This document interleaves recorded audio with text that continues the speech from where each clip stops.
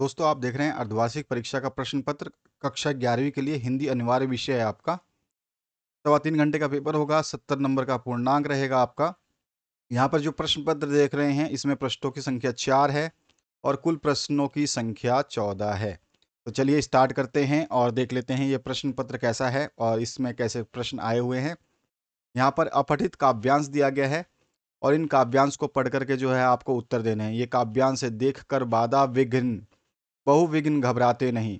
यहाँ पे जो पद्यांश दिया है इसको बढ़िया तरीके से आपको पढ़ लेना है, समझ लेना है। इसमें बताया गया है, कवि कहते हैं कि जो कर्मशील व्यक्ति होते हैं वे अपने मार्ग में आने वाली रुकावटों या बाधाओं को देख करके कभी घबराते नहीं हैं। और यहाँ पर देखो, रह भरोसे भाग के दुख भोग पछताते नहीं।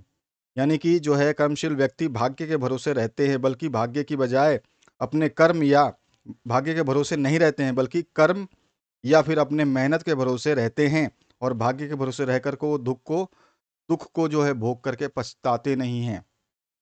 इस तरह से इसमें बोला गया है। साथ ही साथ यहाँ बताया गया है, उनके जीवन में कितना भी कठिन समय क्यों ना हो, काम क्यों ना हो, परंतु वो कभी भी कठिन काम से तंग नहीं आते, अर्थात कठिन कार्य को करने से ऊबते नहीं हैं। कर्मशील जो व्यक्ति होते हैं वो भीड़ में चंचल नहीं बने रहते, अर्थात लोगों के सामने अपने गुणों का दिखावा नहीं करते हैं। वे अपने कर्मों के द्वारा जो है बुरे दिनों को भला बना लेते हैं, अच्छा बना लेते हैं। कर्मशील व्यक्ति जो है हर स्थान पे, हर युग में जो है सफल रहते हैं। यहाँ पे ये इसी चीज को समझाया गया है। और यहाँ पे जो प्रश्न है उसकी बात कर लेते हैं। उपयुक्त गद्यांश का शीर्षक लिखना है। तो उपयुक्त गद्यांश का शीर्षक जो हो जाएगा वो कर्मवीर हो जाएगा। कर्मवीर जो है इसका शीर्षक हो जाएगा, ठीक है। कर्मवीर जो है इसका शीर्षक हो जाएगा। अगला जो इसमें पूछा गया है, विघ्न बाधाओं से कौन नहीं घबराते, उनकी विशेषताओं को लिखिए। तो देखिए, यहाँ पर हम बोलेंगे जो कर्मवीर होते हैं वो विघ्न बाधाओं से नहीं घबराते हैं। वे भाग्यवादी ना होकर के, यानी भाग्य के सहारे ना होकर के कठिन परिश्रमी, धीर और दृढ़ निश्चयी और आन बान निभाने वाले होते हैं। ये इनकी विशेषताएं हो जाएंगी। सब कुछ इसमें लिखा हुआ है, पैराग्राफ है। चबा लेते हैं लोहे का चना से क्या आशय है। तो चबा लेते हैं लोहे के चना से आशय ये है कि अत्यधिक कठिन एवं असाध्य काम को करना, ठीक है ना। इसका आशय ये है कि लोहे के चने चबाना मुहावरा जो है प्रसिद्ध है और यहाँ भी इसका यही आशय है। चिलचिलाती धूप से चांदनी बना लेते हैं, बना लेने से क्या संदेश व्यक्त हुआ है। तो देखिए, चिलचिलाती धूप से मतलब यहाँ पर है विपरीत कठिन परिस्थितियों में जो है ये उसको अनुकूल बना लेते हैं और कर्मवीर जो है जीवन को सफल बना लेते हैं, ठीक है। ये चिलचिलाती धूप चांदनी बना लेते हैं, यानी कि कठिन परिस्थितियों को जो है ये आसान बना करके जो है अपने जीवन को सफल बना लेते हैं। अतः ये जो है सदा दृढ़ निश्चय बन करके अच्छा काम करने के लिए प्रेरित रहते हैं। प्रस्तुत काव्यांश में क्या संदेश दिया गया है। तो प्रस्तुत काव्यांश में जो संदेश दिया गया है या फिर जो आशय है इसका, वही हमें बताना है, ठीक है। तो यहाँ पे इसका आशय बता सकते हैं। देखिए, पूरा का पूरा जब पैराग्राफ ये पढ़ रहे हो ना आप, विघ्न बाधाओं वाला, तो यहाँ पे आशय हम बता सकते हैं कि इसका आशय है या फिर इसका जो संदेश है ये दिया गया है कि कर्मशील, धीर वीर व आन बान वाले जो महापुरुष होते हैं वो विपरीत परिस्थितियों में भी अपने कर्म पथ पर बढ़ते रहते हैं या चलते रहते हैं। तो आपको हमें कर्मवीर बनना चाहिए, ये संदेश जो है दिया गया है। इसके बाद दूसरा जो है एक अपठित गद्यांश दिया गया है। अभी अभी पद्यांश आपने देखा, मतलब कविता थी। अभी यहाँ पर आपको एक कहानी दी गई है, प्राचीन काल में भारतीय नारी का स्वरूप। ये वाला जो है पद्यांश आपको दिया गया है, इसको पढ़ना है और इसके बाद जो है इसके उत्तरों को लिखना है। अब सबसे पहला जो प्रश्न है इसमें बात करते हैं, प्राचीन काल में भारतीय नारी का स्वरूप कैसा था। तो देखिए, प्राचीन काल में अगर आपने इस पैराग्राफ को पढ़ लिया है तो आपको पता चल जाएगा। मैं आपको आंसर बताते रहता हूँ। यहाँ पे जो प्राचीन काल में भारतीय नारी का जो स्वरूप था वो कैसा था। तो प्राचीन काल में भारतीय नारी का स्वरूप समादरणीय, ऊपर पहले पैराग्राफ के पहले लाइन में लिखा है, समादरणीय और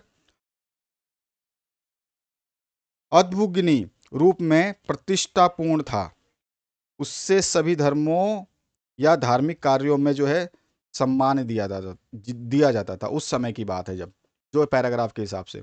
दूसरा जो इसमें पूछा गया, प्राचीन काल में नारी को किन किन रूपों में माना जाता था।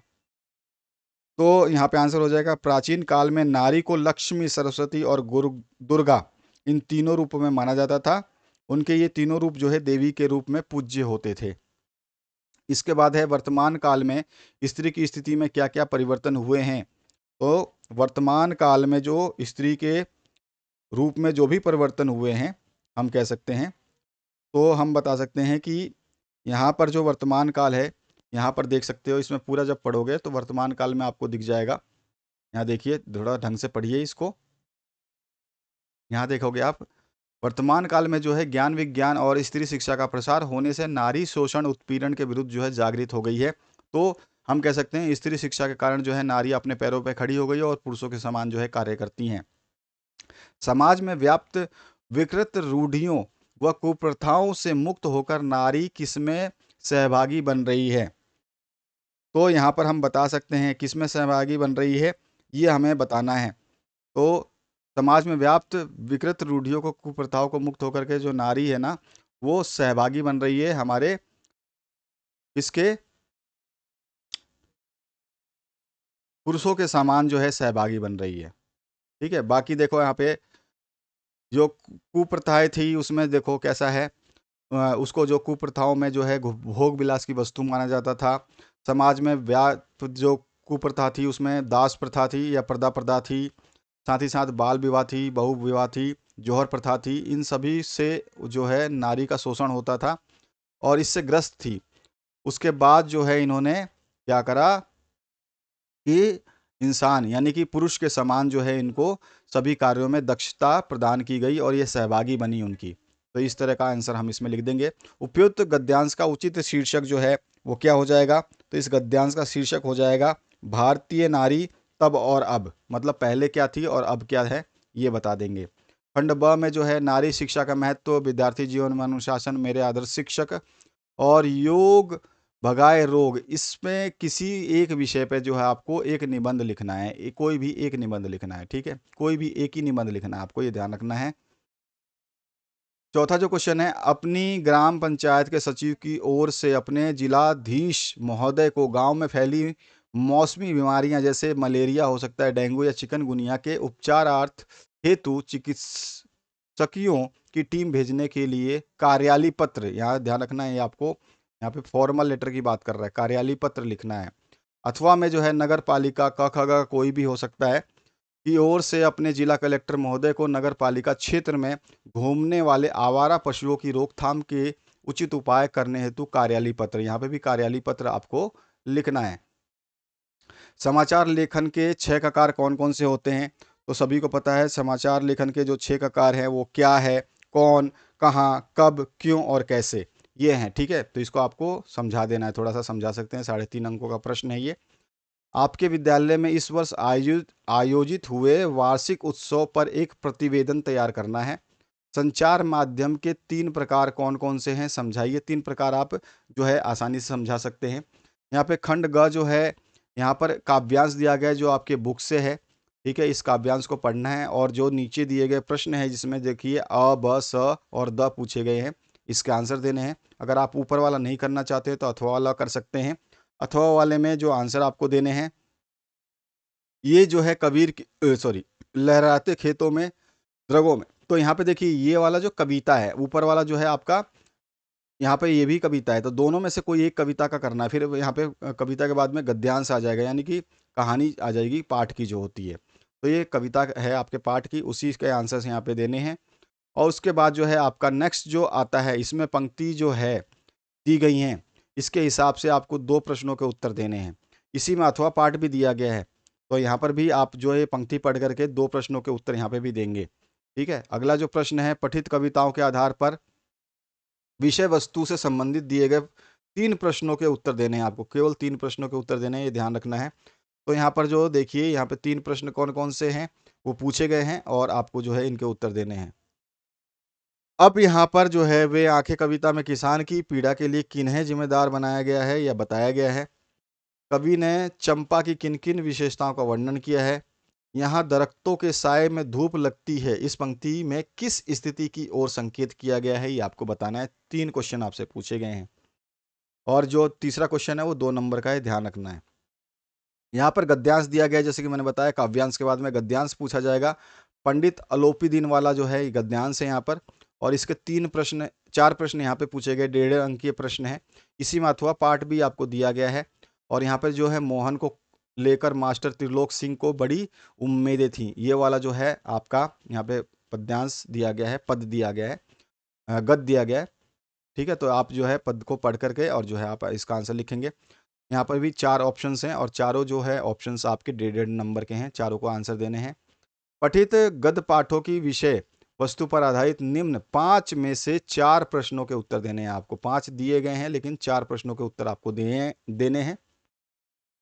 नमक का दरोगा कहानी में मासिक वेतन को पूर्णमासी का चांद क्यों कहा गया है, यह आपको बताना है। लॉर्ड कर्नल्स को इस्तीफा क्यों देना पड़ा था, ये बताना है। स्पीति में बारिश यात्रा वृत्तांत का उद्देश्य क्या है, ये बताना है।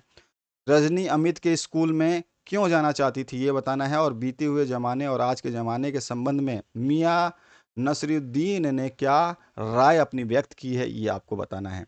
खंड घ की बात करें तो यहाँ पर जो प्रश्न है इसमें 4 प्रश्नों में से किन्हीं 3 के उत्तर देने हैं। 4 प्रश्न पूछे जाएंगे, उसमें से कोई 3 प्रश्न आपको देने हैं। अ ब स द 4 प्रश्न है, इसमें से कोई 3 ही आपको आंसर देने हैं। लेखक ने लता की गायिका की किन किन विशेषताओं का उल्लेख किया है। लता के कारण चित्रपट संगीत पर क्या प्रभाव पड़ा। और चेलवांजी किसे कहते हैं, ये कुएं के भीतर किस तरह काम करते हैं। चेलवांजी जो है कुएं खोदते विशेष तरह के ये वो होते हैं, कारीगर होते हैं, उनको कहते हैं। और खड़िया पट्टी की क्या खासियत है, ये आपको बताना है। 14 नंबर जो क्वेश्चन है, यहाँ पर जो है कोई भी एक निबंधात्मक प्रश्न आपको करना है जिसमें अथवा का आपको ऑप्शन मिलेगा। तो यहाँ पर संगीत के क्षेत्र में लता का स्थान जो है निर्धारित कीजिए, अपने हिसाब से बताना है। और मरुभूमि में पाई जाने वाली खड़िया पट्टी और रेजानी पानी में क्या संबंध है, ये स्पष्ट करना है। तो इस तरह के क्वेश्चंस आपसे बिल्कुल पूछे जाएंगे, आपको ध्यान रखना है और इनको तैयार करिए बढ़िया तरीके से। बाकी मैं आपको पूरे के पूरे क्वेश्चन पेपर्स प्रोवाइड कर रहा हूँ जो आपको देखने को मिलेंगे आपके बोर्ड परीक्षाओं में अभी जो आप दे रहे हैं। तो आप बिल्कुल सावधान रहें, सतर्क रहें और हर चीज़ को यहाँ पे पढ़ते रहें। Thank you very much, have a good day.